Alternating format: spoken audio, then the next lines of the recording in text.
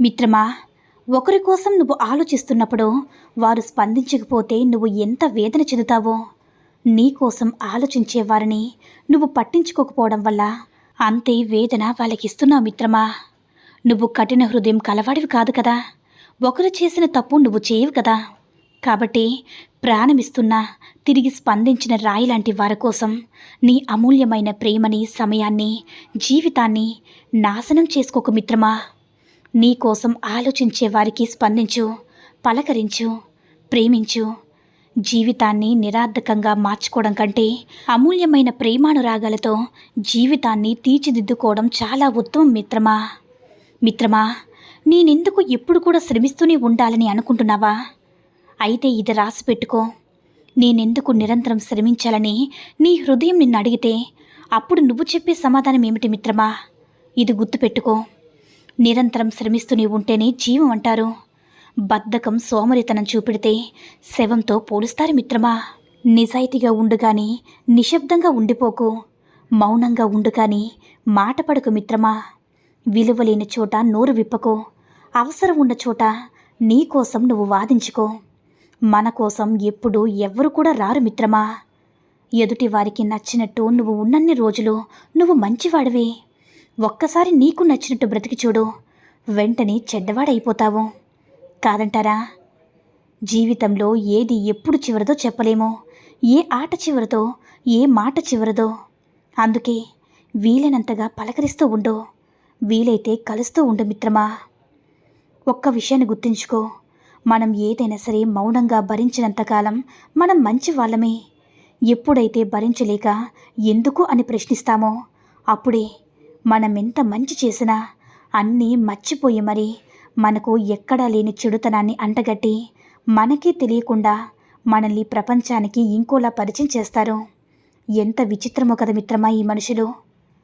మనం బాధపడితే ఓదార్చే వాళ్ళు కొందరు ఉంటారు మిత్రమా.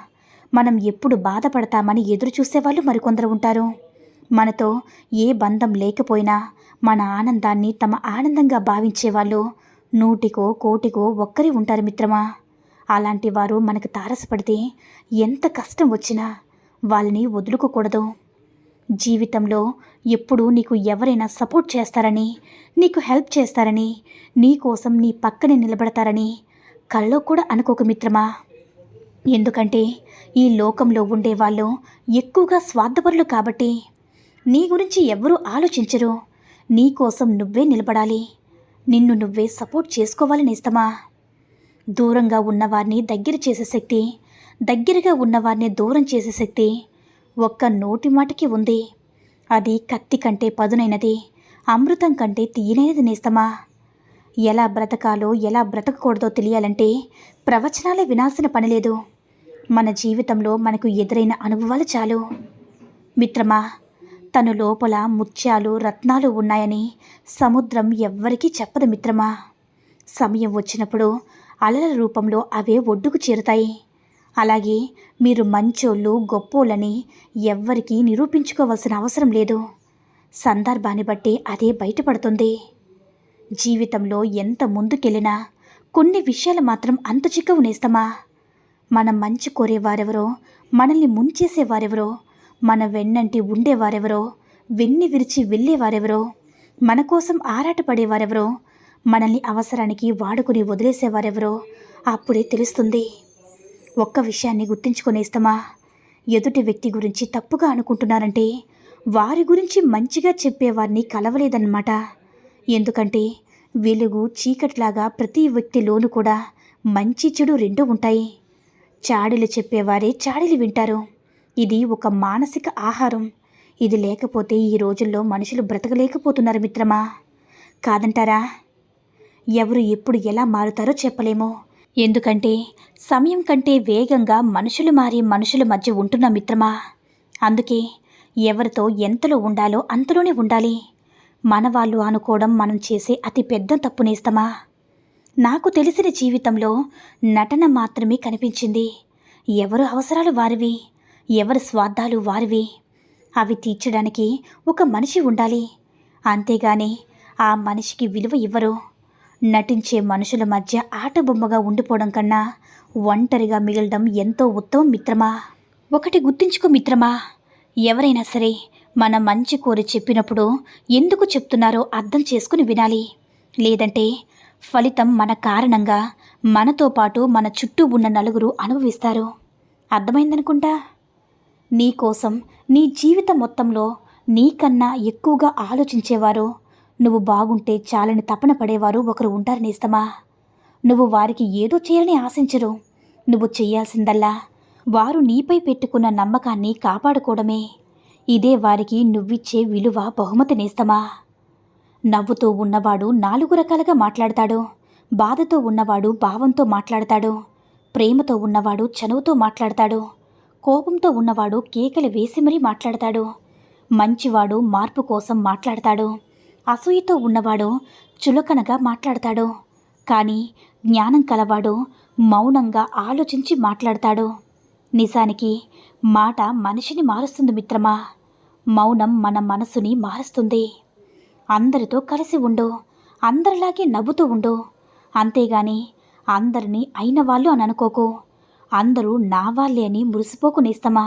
నటనతో కూడిన మనిషి ప్రేమ విషం కంటే ప్రమాదం కదా. మిత్రమా, ఏమి చేస్తున్నావని కాకుండా ఎలా ఉన్నావని అడగండి. సంపాదన ఎంత అని కాకుండా సంతోషంగా ఉన్నావా అని అడగండి. పని ఉన్నప్పుడు కాకుండా పని కట్టుకుని మాట్లాడండి మిత్రమా. పోయాక ప్రేమాభిమానాలు కాకుండా ఉన్నప్పుడే నేనున్నాను అని భరోసా ఇవ్వండి. అర్థమైందనుకుంటా. మిత్రమా, జలపాతపు దారికి బండరాలు అడ్డు రాకపోతే శ్రావ్యమైన శబ్దాలను వినలేము. అలాగే జీవితంలో కష్టాలు అనిపించకపోతే సుఖం యొక్క విలువను తెలుసుకోలేము కదా. కాదంటారా? కొంతమందికి గర్వం, అహంకారం ఉంటాయి, తప్పులేదు. కానీ ఎవరి మీద ఎప్పుడు చూపించాలో అప్పుడే చూపించాలి. అంతేగాని ఎవరి మీద పడితే వారి మీద చూపిస్తే మాట్లాడడానికి మనుషులు కరువవుతారు. అందనంత వరకు అన్నీ అందంగానే ఉంటాయి మిత్రమా. అందని తర్వాత అందమైనవి కూడా అలసైపోతాయి. అది మనిషైనా వస్తువైనా. కాదంటారా? మనిషి భగవంతుడిచ్చే సమస్యల కన్నా తనకు తాను కొని తెచ్చుకునే సమస్యలే ఎక్కువగా. మనుషుల మధ్య అహంకారం, అజ్ఞానం, పెత్తనం, తనకు ఇష్టం వచ్చిన ప్రకారం నడుచుకోవడం, వాటి కోసమే పరిగెత్తడం, పేరు కోసం తపన పడ్డం, ఇలా మనుషులు తమకు తాముగా ఇరుక్కొని నరకాన్ని పొందుతున్నారు. చదువుకున్న ప్రతివారు సంస్కారులు కాదు. చదువులేని ప్రతివారు సంస్కారం లేనివారు కాదు. ధన పేద భేదం లేకుండా అందర్నీ గౌరవించగలిగిన వారే మంచి సంస్కారవంతులు నేస్తమా. ఒక్క విషయాన్ని గుర్తుంచుకొనేస్తమా, మోసం చేసే ప్రతి ఆడది మగాడికి చెప్పే మాట ఇదే. అది ఏంటంటే, నా మీద నీకు నమ్మకం లేదా అని. అంతే కదా నేస్తమా. ఈ సూక్తుల్లో ఏ సూక్తి నచ్చిందో కామెంట్ చేయండి. ఈ వీడియో నచ్చినట్లయితే లైక్ చేసి మన ఛానల్ని సబ్స్క్రైబ్ చేసుకుని మాకు కొంచెం సపోర్ట్ చేయండి. ధన్యవాదములు.